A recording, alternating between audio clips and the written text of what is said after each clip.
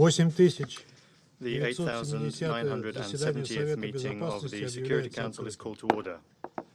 The provisional agenda for this meeting is letter dated 28 February 2014 from the Permanent Representative of Ukraine to the United Nations, addressed to the President of the Security Council, S/2014. We very much regret this decision, which risks having regional and global repercussions. We also regret the order to deploy Russian troops into eastern Ukraine, reportedly on a peacekeeping mission. Although the United Nations is not in a position to verify the numerous claims and allegations made by various actors, we are deeply concerned about the reports of civilian casualties, targeting of civilian infrastructure, and ongoing evacuations. The so-called DPR and LPR regions, the sovereign territory of Ukraine, an area controlled by Russia's proxies since 2014. He has since announced that he will place Russian troops in these regions. He calls them peacekeepers. Today, President Putin made a series of outrageous false claims about Ukraine aimed at creating a pretext for war, and immediately thereafter announced Russian troops are entering the Donbass. La présence de l'Ukraine, dont la France a soutenu la demande de réunion d'urgence au vu de l'extrême gravité de la situation. La France condamne la reconnaissance par la Russie des régions séparatistes de l'Est de l'Ukraine. Celle-ci constitue non seulement une nouvelle atteinte à l'intégrité territoriale et à la souveraineté de l'Ukraine, mais aussi une violation des principes fondamentaux de la Charte des Nations Unies, de la résolution 2202 de ce Conseil qui endosse les accords de Minsk et des engagements pris par la Russie tels que confirmés au plus haut niveau ces tout derniers jours. Le 17 février, le représentant russe reconnaissait publiquement devant ce Conseil qu'il n'y a pas d'alternative aux accords de Minsk et que ceux-ci étaient la seule base juridique internationalement reconnue pour régler le conflit en Ukraine. La réalité est tout autre. The actions Russia has chosen today will have severe and far-reaching consequences. First, to human life.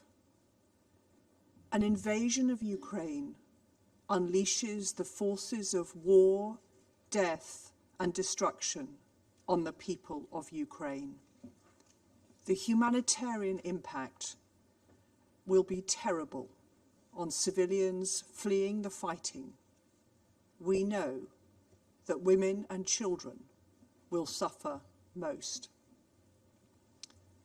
Second, to the sovereignty and territorial integrity of a UN member state, which is protected and guaranteed by the UN Charter. As the Secretary-General said earlier, Russia's decisions are a violation of the territorial integrity and sovereignty of Ukraine and inconsistent with the principles of the UN Charter. Third, to international law. The actions taken today make mockery of the commitments Russia has made through the Budapest Memorandum and the Minsk agreements, endorsed by Security Council Resolution 2202. In seeking to redraw borders by force, Russia's actions show blatant contempt for international law. Of the Security Council, Under Secretary, it is with unease that I will now remove my mask. And it is not because of the COVID virus. We are all vaccinated. There are vaccines for COVID. it is because of the virus that has so far no vaccine, the virus that hit the United Nations, and the virus that is spread by the Kremlin. The delegation of Ukraine has requested this urgent meeting to draw the attention of the Security Council to the illegal and illegitimate decision by the President of the Russian Federation to recognize the occupied parts of Donetsk and Luhansk regions of Ukraine as so-called Donetsk and Luhansk People's Republics. Today, the entire membership of the United Nations is under attack by the country that occupied the membership of the Security Council in 1991, bypassing the UN Charter, the country that occupied parts of the territory of Georgia in 2008, the country that occupied parts of Ukraine in 2014. As stated by the President of Ukraine, Volodymyr Zelensky, following the urgent meeting of the National Security and Defense Council of Ukraine, the internationally recognized borders of Ukraine have been and will remain unchangeable, regardless of any statements and actions by the Russian Federation.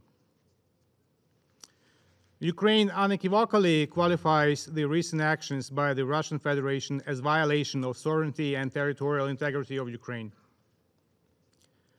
The political leadership of the Russian Federation shall bear full responsibility for the outcomes of the decision taken. That's a matter of fact.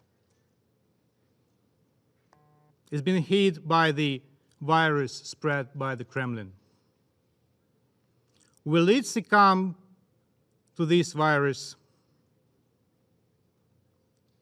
It is in the hands of the membership. Today, the Kremlin copy-pasted word by word the decree on Georgia of 2008. Word by word, copy-pasted. No creativity whatsoever. The copying machine in Kremlin works very well. Who is the next among the members of the United Nations?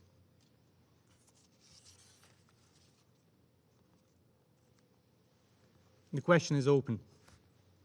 It is another flagrant and deliberate violation of Ukraine's territorial integrity after the illegal annexation of Crimea and the instigation and fueling of the armed conflict in eastern Ukraine since 2014. Russia has repeatedly insisted it was not party to the conflict. Today it unmasks itself and shows that it always has been. Mr. President, my government condemns Russia's violation of the territorial integrity and sovereignty of Ukraine in the strongest possible terms. There are no more names inscribed on the list of speakers. The meeting is adjourned.